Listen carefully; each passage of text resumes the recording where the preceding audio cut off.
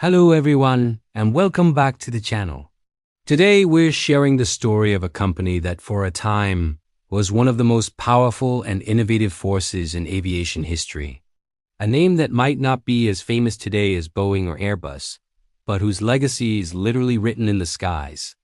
We're talking about the British giant, Hawker Sideley. Now you might be thinking I know about the Hawker Hurricane and maybe the Harrier jet, but that's about it. And you'd be right. Those are their superstars.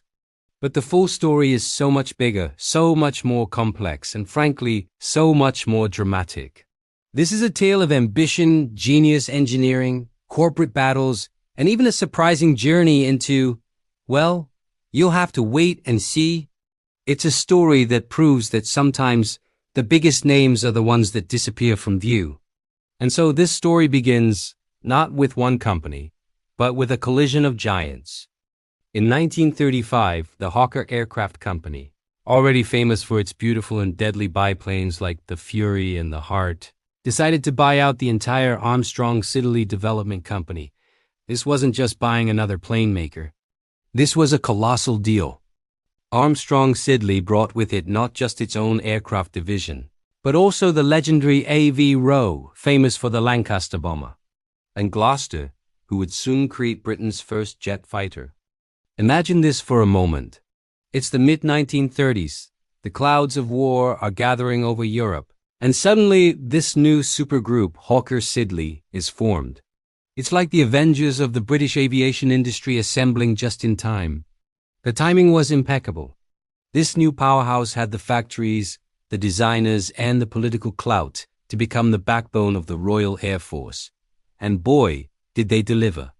The lead designer at Hawker, the legendary Sidney Cam, was already a rock star. He was the mind behind the Hawker Hurricane. While the Spitfire often gets the Hollywood spotlight in the Battle of Britain, it was the rugged, reliable, and more numerous Hurricane that shouldered the heaviest burden. It was the workhorse, the unsung hero that shot down more enemy aircraft than all other defenses combined. Without the Hurricane, and by extension Hawker Sideley, the Battle of Britain could have had a very different and much darker outcome.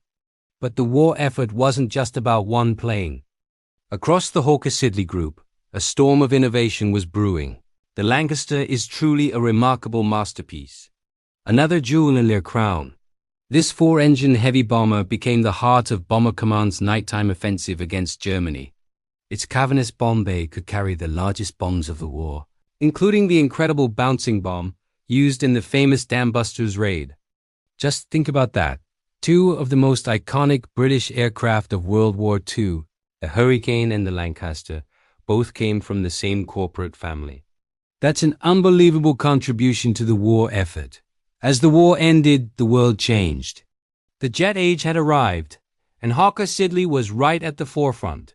It produced a whole series of beautiful and effective first-generation jet fighters like the Seahawk and the Hunter.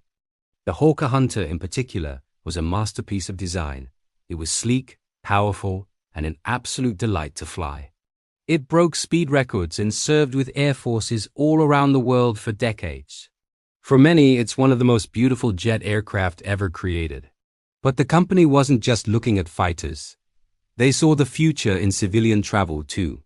Through its de Havilland division, which they acquired later, they had the Comet, the world's first commercial jetliner. But the real game-changer for Hawker Sideley was a project that began in the late 1950s. A project so radical, so futuristic it sounded like science fiction. The idea was to create an aircraft that could take off and land vertically without a runway. This was the birth of the Kestrel, which would evolve into the one, the only, the Hawker Sideley Harrier. The legendary jump jet. Think about how revolutionary this was. An airplane that could operate from a tiny clearing in a forest, from the deck of a small ship, or even from a parking lot. It was made possible by the incredible Pegasus engine from Bristol Siddeley, which could direct its thrust downwards for takeoff and then swivel it backwards for forward flight. It was pure engineering magic. The Harrier became an icon, a symbol of impossible technology made real, famously proving its worth with the Royal Navy during the Falklands War in 1982. It could outmaneuver conventional jets and operate where no other fast jet could go. So at this point, Hawker Sideley is a world leader. They're building everything from passenger jets like the Trident and the HS-748 turboprop, to missiles to the world's most advanced V-STOL fighter. They are a global powerhouse.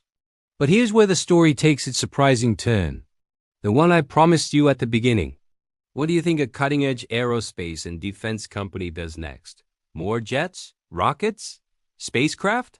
Nope. Hawker Sideley went on a shopping spree, and they didn't just buy other plane companies. They bought companies that made diesel engines and electric motors and transformers and aluminum alloys and even, wait for it, toilets. Yes, the company that built the Harrier jump jet also owned a company called Lister that made agricultural equipment, and a company called Merle's Blackstone that built massive diesel engines for trains and power stations.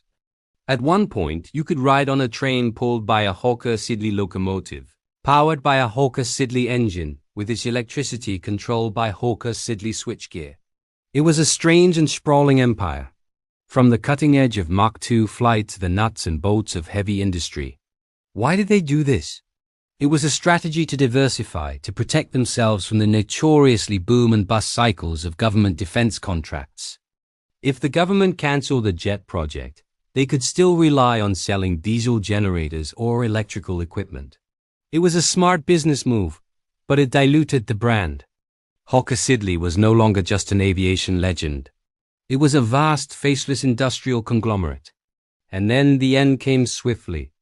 In 1977, the British government made the controversial decision to nationalize the country's aviation and shipbuilding industries. Hawker Sideley's aerospace and dynamics divisions were forcibly merged with their old rivals, the British Aircraft Corporation, to create a single, state-owned entity, British Aerospace, which today is part of the global giants BAE Systems. Just like that, the Hawker Sideley name was wiped from the sky. The part of the company that didn't make planes, the industrial side, was spun off and eventually sold, its various parts absorbed into other corporations. The story was over. What a journey, right? From the biplanes of the 1930s, through the heroic struggle of World War II with the Hurricane and Lancaster, to the jet age dawn with the Hunter, and finally, to the science fiction made real Harrier jump jet. Hawker Sideley was a true pioneer.